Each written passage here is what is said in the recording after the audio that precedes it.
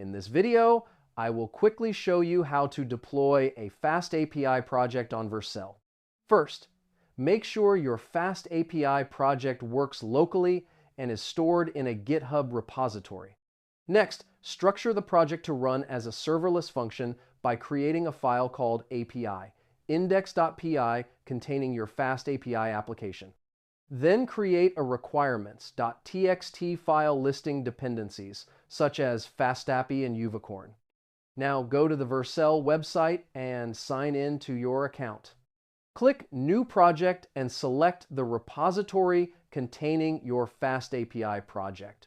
Vercel will detect the project and configure deployment as a Python serverless function.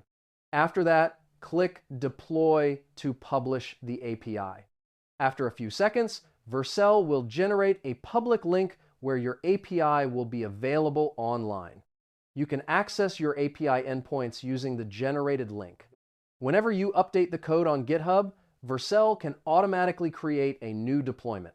And that's it. Now you know how to deploy Fastapi on Vercel easily. Save this video so you can check it again later if needed.